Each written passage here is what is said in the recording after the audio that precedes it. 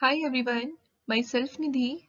Today I will be explaining an experiment of organic chemistry. The aim of our experiment is to prepare S-benzyl isothiauronium salt of oxalic acid or S-benzyl thiauronium salt of oxalic acid. What is S-benzyl isothiauronium salt? This is the structure formula of sbt chloride. Here the R group is benzyl, so the name of this compound is S-benzyl isothiauronium chloride. A question arises, why are we preparing sbt salt of oxalic acid or any other carboxylic acid? The answer is that the prepared salt is used for the identification of its parent compound, that is oxalic acid. So, how do we identify or confirm that the given carboxylic acid is oxalic acid? What we do exactly is that we take the melting point of a prepared sbt derivative, and if it comes within the range of its literature melting point value, it gives us the confirmation that our given carboxylic acid is oxalic acid. Oxalic acid is water soluble. It is because it consists of two carboxylic acid groups which are polar in nature and due to which they form hydrogen bonding in water, so they are water soluble. We always check the solubility of any compound in cold water. Chemicals and apparatus required: 0.5 gram of oxalic acid, 1 gram of sbt chloride, 10% aqueous NaOH solution, dilute HCl, phenolphthalein. It is an acid-base indicator. It gives pink color in basic media and it is colorless in acidic media. Beaker, dropper, ice cold water, stirrer, conical flask, etc. Here comes the theory part. The first step in our experiment is the preparation of S-benzyl thiauronium chloride, that is sbt chloride. Thiourea, which is resonance stabilized, readily reacts with benzyl chloride in ethanolic solution to give S-benzyl thiauronium chloride, that is sbt chloride. As we have seen earlier, sbt derivatives are used for the identification of mono or dicarboxylic acids and also for other acids like sulfonic acids, etc. sbt salt derivatives are highly crystalline. This implies that they have a very sharp melting point. The next step in our experiment is preparation of sbt derivative of oxalic acid. It is the main step. Oxalic acid is a symmetric carboxylic acid. Now we are going to prepare sodium oxalate. Oxalic acid reacts with 2 mole of aqueous NaOH to give sodium oxalate and 2 molecules of water. In the reaction between sbt chloride and sodium oxalate, sodium positive ion combines with Cl negative ion and NaCl is released, and there is a development of interaction between carboxylate anion and sbt. Here we can see another sodium positive ion. It combines with chloride ion from the another mole of sbt and NaCl is released.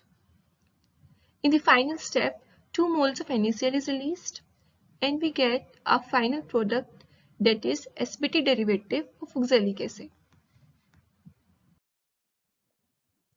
As we have seen in the mechanism, NaCl is releasing. So the question arises, why sodium plus ion combines with Cl negative ion?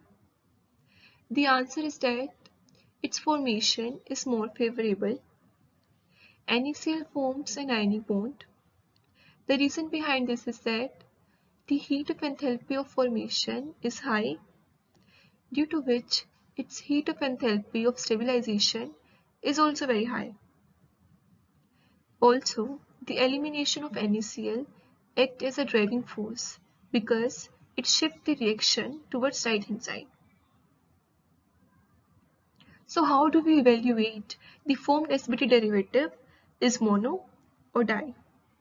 According to me, we will check the melting point of the formed SBT derivative with its literature melting point value.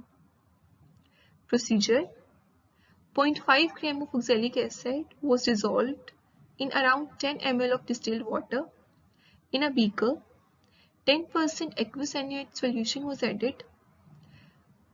Because of this, hydroxyl ion abstracts H plus ion from oxalic acid and the formation of sodium oxalate take place.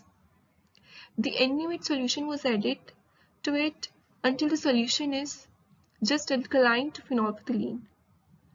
It means that our solution contains sodium oxalate and hydroxyl ion, due to which it is basic in nature, and by the addition of a few drops of phenolphthalein, the color of our solution is pink.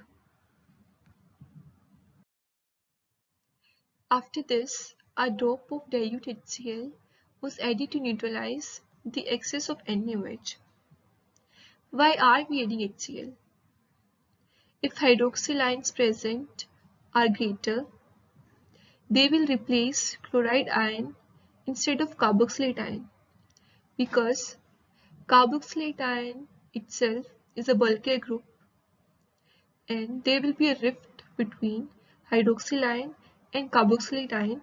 So hydroxyl ion will replace chloride from SBT and the SBT derivative will not be formed. So dilute HCl is added to neutralize excess of hydroxyl ion present in the solution. Also, we have to keep in mind that addition of HCl should be done very carefully. If excess of HCl is added, the reaction takes place in backward direction and oxalic acid is formed again. This solution was poured into a solution of already prepared SBT chloride. This mixture was cooled under ice bath with continuous stirring. We know that in cold water, precipitation occurs very smoothly.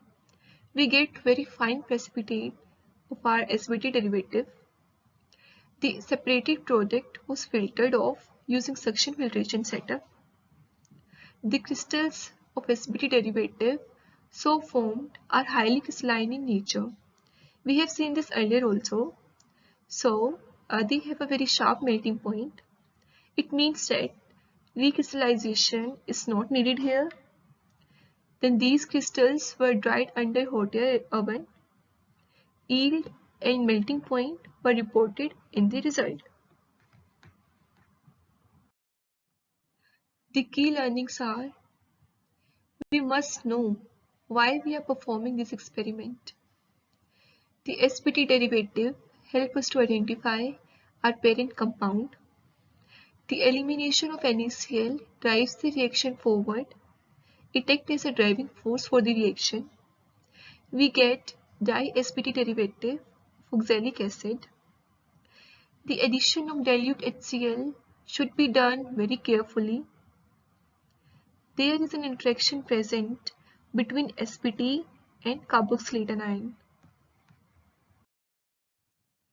Some of the limitations are: some polybasic acids don't give the formation of a satisfactory SBT derivative salt. The reason behind this is that there is a high chance of formation of mixture of these acids and it is very tough to separate them because their polarity is almost same. They have high melting point value also.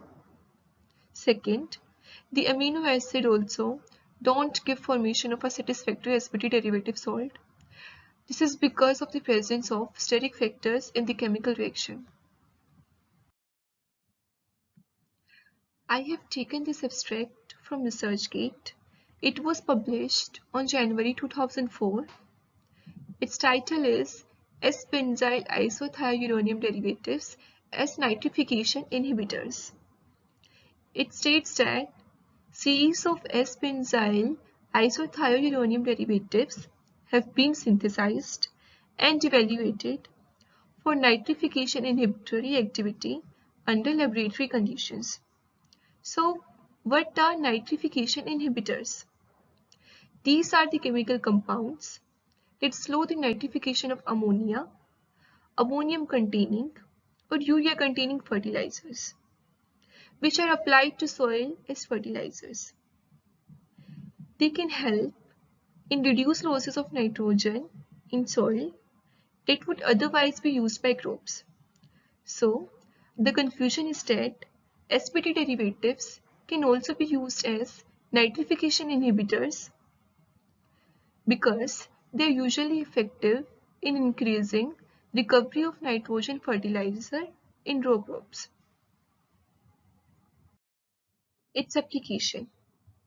Chemical derivatives like SPT derivatives may be used to facilitate analysis. Melting point analysis can assist the identification of many organic compounds. For example, SPT derivatives are being used for the identification of the parent compound. Thank you.